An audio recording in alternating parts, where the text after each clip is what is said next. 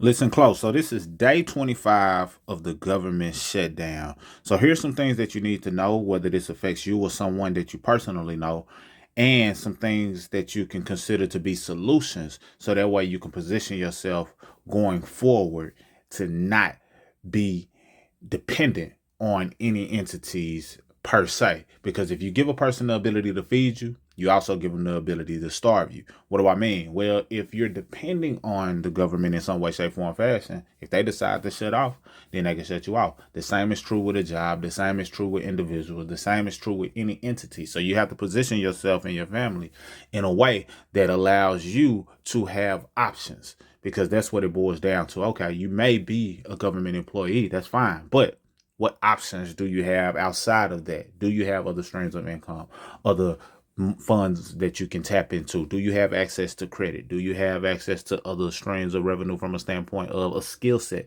that you've acquired? Those are the things that are important during any time, but especially during these times. And a lot of people are starting to realize that. Do you have the ability to grow your own food and things of that nature? These are things that I'm considering and taking serious more than ever now, because I'm like, okay, it's a lot of things happening, a lot of good happening that gets covered up, but a lot of interesting things that are, kind of um just kind of had you wondering what's really going on. But let's talk about some of the things that are going on, and then some of the solutions that you can get access to right now. What to know on day 25 of the government shutdown. So the government shutdown is now on day 25 with no resolution in sight, as both sides remain entrenched in their positions over the second longest funding lapse in history. The Senate adjourned on Thursday and won't return until Monday afternoon, meaning the impasse is all but certain to stretch into next week. The upper chamber has failed to advance a GOP funding bill 12 times, most recently on Wednesday.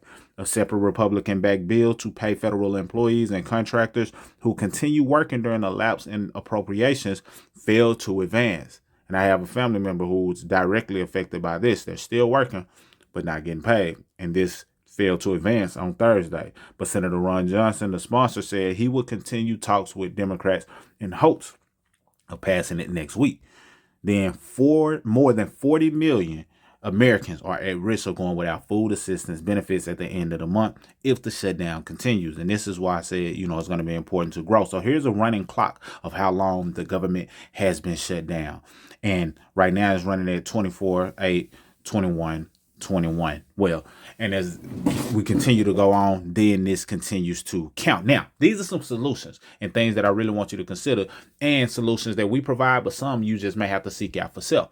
Number one, this is the importance of having access to credit. Now, I know typically credit is not something you just want to use as an emergency. However, credit can be used in an emergency in many cases. That is something that you want to have in your toolbox. This is the importance of getting your credit utilization down and not having it overutilized. I know from personal experience how stressed it feels to have maxed out credit cards when you have certain things that you want or need to do. So this is the importance of having low credit utilization. And if you don't have credit cards, this is the importance of having them on standby outside of just cash, because cash runs a risk as well. With cash dropping in value so fast, who's to say how long the dollar will last? Now, that's just me speaking, but it's just something for you to consider in the world of digitization. A lot of things are going digital. So you got to understand, if things are going digital, some of the things that are physical are starting to be less valuable, because you see now that at certain times you go to the stores and they don't even accept cash. That's a telltale sign of what could be yet to come. And a lot of times you can't even get cash back in certain scenarios. That's a telltale sign. And a lot of things are going digital to the point where people are scanning their phones. Using cards, of course, tap pay, all of these things are a representation of what's happening, but also will continue to happen as the people who are the predominant spenders, who are younger now, continue to get older. They're familiar with a world of not using money, not using cash. So what does that say for the future? And then it's important to understand things like cryptocurrency, understanding how to use it, how to move it, because it gives you instant access for the most part in comparison to having to wait for the banks to do things, or, stock markets to do certain things. The crypto market runs 24/7. So the ability to be able to move your money around is a skill set right now that's needed. And hopefully you understand how to do it so that way you can move if necessary. So these are some things to consider as well. In addition to that, you want to have you some type of skill set that allows you to generate revenue. And what's the needed skill set during these times? Well, I feel right now is a great time for you to be able to have your own credit restoration business, because in this time where a lot of people are not being paid, government employees, that means there's going to be a lot of late payments here. Of course, some will be forgiven, but there's going to be a lot of late payments that are likely to be hit. More people are going to respect and realize the power of credit, and more people are going to realize the importance of having another stream of income. And if you step into the world of, you know what, I do want to understand credit better and launch my own credit business, or position people to better their own credit and have a solution to people's problem, that puts you in the pathway of some of the income that you can generate by helping others. And if you're interested in making money in the credit industry, it's a link down below. You can get access to my community, or if you want to speed up the process and position yourself to have $1,000 days faster, then you can schedule a call. And it won't be cheap, but it's an investment that's 100% tax deductible, and it positions you to have a skill set that's helping people. Another thing is, consider learning something that doesn't require people to make money, because yes, it's good to have a business that's service based, that provides a solution that helps people, but you also have to understand that it's going to come a time where you just want to be able to make money regardless of if people are ready to take the next step in bettering their own situation.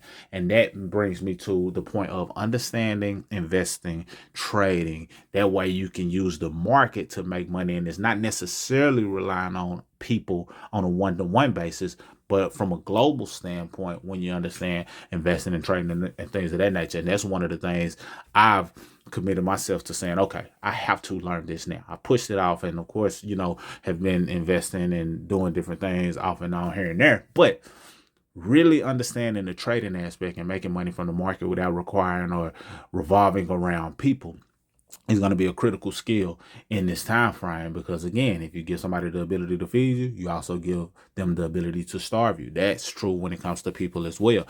And the higher value your solution, or the higher need for your solution, the more people are likely to go for it or use it. Because it's not that people don't necessarily spend money or don't have the money.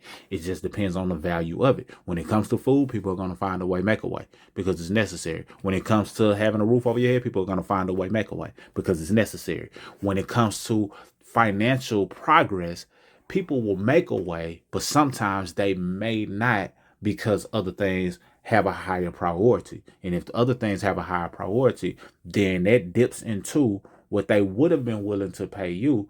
And now you put yourself in a position to where, yeah, you're able to help a lot of people still generate income. Not to say you won't, but you also find yourself saying, oh, let me find ways that I can also have my money working for me, or make money using the market and not relying on people. So you want to have all of these things in place, and not either or, it's and in this scenario. And of course, doing it the right way so you don't spread yourself thin. But all of these things go hand in hand. And then of course, growing and figuring out how you can produce food from the soil. That way, God is abundantly providing, because nature is abundant. It's not scarce. It's not taking and holding stuff back from you. It's fully providing, fully ready to provide. And as long as we understand that, now we can position ourselves to have some options. And that's really what this video is about. You need to position yourself to have some options in this time frame and take it serious, because your future, your family, and yourself depends on it. If you want access to the solutions that I talked about, the links are available below. Salute.